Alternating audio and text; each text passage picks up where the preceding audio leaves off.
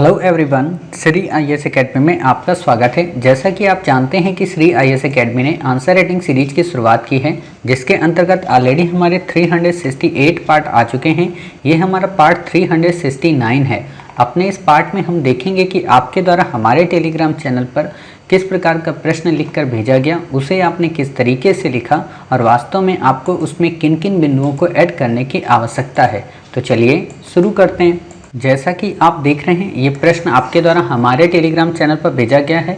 तो सबसे पहले हम इस प्रश्न को पढ़ेंगे, इसके उत्तर को देखेंगे और देखेंगे आपने इसे कैसे लिखा है और इसमें किन किन बिंदुओं को ऐड करने की आवश्यकता है।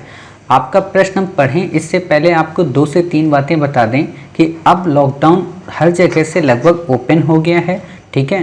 तो आप अब अपने लिए A4 की कॉपी परचेज कर लीजिए और उसी में आंसर लिखिएगा। क्लियर? क्योंकि अब लॉकडाउन समाप्त हो चुका है, तो अब कोई बहाना नहीं चलेगा कि सर हमारे पास कॉपी नहीं है, ठीक है।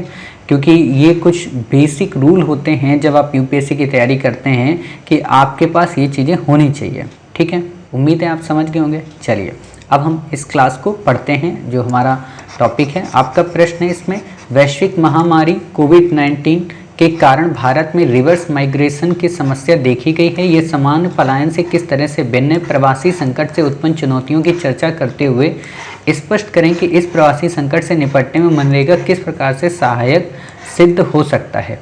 आपने उत्तर लिखा है, रिवर्स माइग्रेशन से तात्पर्य महानगरों और शहरों से गाँव एवं कस्बों की ओर होने वाले पलायन से। कोविड-19 के कारण देश में लगे लॉकडाउन से काम धंधे ठप नहीं होता है, ठप होता है। ठप आपको लिखना पड़ेगा, ठा और फिर पा, आदि पा मतलब फिर पूरी पा।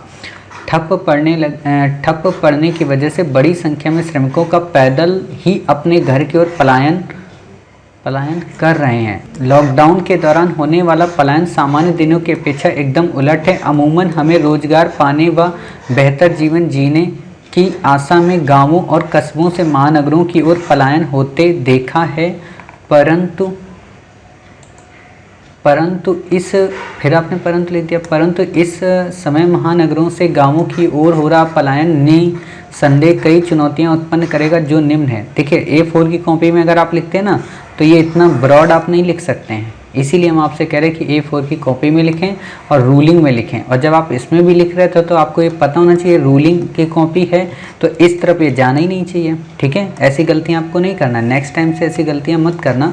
जो हम बता दे रहे कि ये गलती नहीं करनी है तो नहीं करनी है।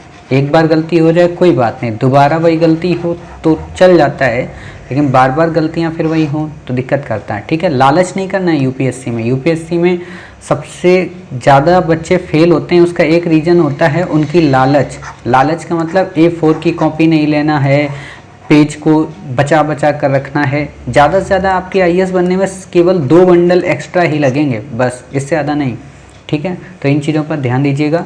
रोजगार के अभाव नहीं होता है, अभाव होता है, छोटा अ और फिर भाव। अभाव में सामाजिक अपराधों में बढ़ोतरी। बिहार, यूपी, उड़ीसा, राजस्थान, मध्य प्रदेश में रोजगार का, देखो ये जो चीज़ें होती हैं ना, ये जब बड़े पॉइंट आपको लिखने होते हैं तो इनके लिए ये फ्रेम नहीं बनता है। बड़े पॉइंट के लिए कभी भी ये फ्लो चार्ट नहीं बनाया जाता है यूपीएससी में। क्यों नहीं बनाया जाता है? क्योंकि वहाँ पे पेज ऐसा सिंक्रोनाइज होता है। आप ये वहाँ बना सकते हैं जब आपको कोई एक ड्राइंग बनानी हो, ठीक है। तो इतने बड़े बड़े पॉइंट को आप चार्ट में मत बनाइएगा, छोटे पॉइंट अगर बना सकते हैं तो ठीक है, ठीक। पिछड़े राज्यों में रेमिटेंस की कमी। पिछड़े राज्यों पर वापसी से अधिक आर्थिक दबाव। परियोजना अवसंरचना अवरुद्ध। पंजाब, हरियाणा, उत्तर प्रदेश में कृषि श्रमिकों से कृषि प्रभावित। उत्पादन क्षेत्र में नकारात्मक प्रभाव, ठीक है। फिर आपने यहाँ पे लिखा है कि इन चुनौतियों का सामना मनरेगा निम्न तरीके ऐसे नहीं, तरीके ऐसे होता है, तरीके से कर सकता है। पहली बार तो एरो ही आपको नहीं लगाने, पॉइंट में हमेशा बात लिखिएगा। नेक्स्ट टाइम से आपकी ये गलतियां नहीं होनी चाहिए, ये चीज़ें आपको यहाँ पे नहीं मेंशन करनी है, ठीक है। यहाँ पे ऐसे नंबरिंग डालिएगा। गाँवों में गारंटी रोजगार उपलब्ध करा सकती है, ठीक है। 1/3 महिलाओं की अनिवार्यता लैंगिक असमानता को भी कम कर सकती है। एक बार पढ़ तो लिया करो अपना आंसर। अवसरों के सृजन से सहायता। मनरेगा की मजदूरी में 20 रुपये प्रतिदिन की वृद्धि करने की घोषणा की है, ठीक है। फिर आपने लिखा है इन उपायों के द्वारा मनरेगा कई हद तक समस्याओं का समाधान करने में सक्षम तो है, परंतु इसकी अपनी कुछ कमियां हैं। पिछले कुछ सालों में मनरेगा के तहत आवंटित बजट काफ़ी कम रहा है, जिसका प्रभाव मनरेगा से कार्यरत कर्मचारियों के वेतन पर देखने को मिलता है, जिसका प्रत्यक्ष प्रभाव श्रमिकों पर होता है। मजदूरी के भुगतान ऐसे नहीं लिखा रहता, भुगतान ऐसे लिखा रहता है, ठीक है, भुगतान, ठीक है, भुगतान। मजदूरी के भुगतान से देशी श्रमिकों में रोज़ की भावना उत्पन्न हो जाती है। न्यूनतम मजदूरी के वैकल्पिक रोजगार, ये क्या पॉइंट आप लगा रहे हो क्या? ये नहीं चलेगा काम, नंबर 1 लगाइए, ठीक है। देखो आपने कितनी बड़ी गलतियां की हैं। एक तो आपने यहाँ पे एरो लगा रहे हो, ठीक, फिर यहाँ पे आप पॉइंट ये बिंदी लगा रहे हो, ये यूपीएससी नहीं है, ऐसा मत करिएगा, ठीक है। फिर आपने लिखा न्यूनतम मजदूरी श्रमिकों को वैकल्पिक रोजगार तलाशने में विवश करती है। भ्रष्टाचार मनरेगा से संबंधित एक बड़ी चुनौती है जिससे निपटना आवश्यक है। अधिकांशतः देखा जाता है कि इसके तहत आवंटित धन का अधिकतर भाग मध्यस्थों के पास चला जाता है। निष्कर्ष, कोविड-19 की दूसरी लहर ने शहरों के साथ साथ गाँवों की प्रभावित किया, अतः प्रवासी मजदूरों का गाँवों की ओर पलायन करना उचित नहीं होगा।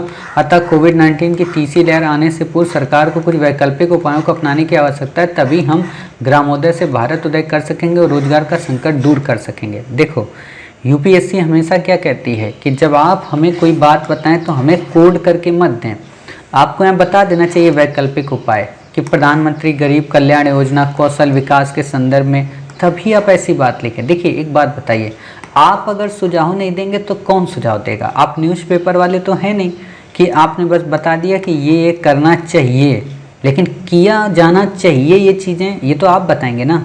तो आपको यहाँ पे 2-3 चीज़ें और बतानी चाहिए, पहला काम।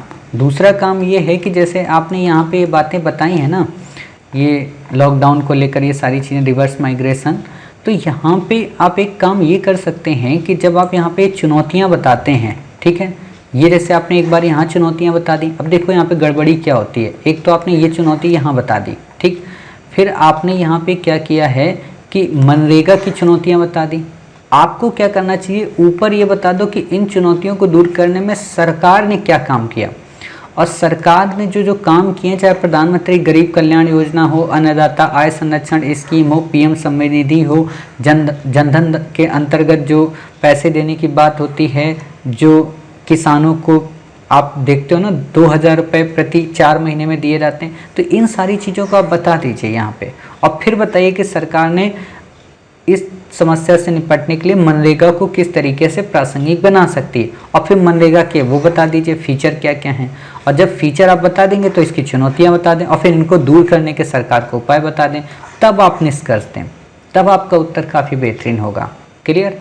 तो उम्मीद है आप समझ गए होंगे कि आपके प्रश्न में क्या क्या गलतियां हैं और आगे से किन किन गलतियों को आपको ध्यान में रखना है, ठीक है।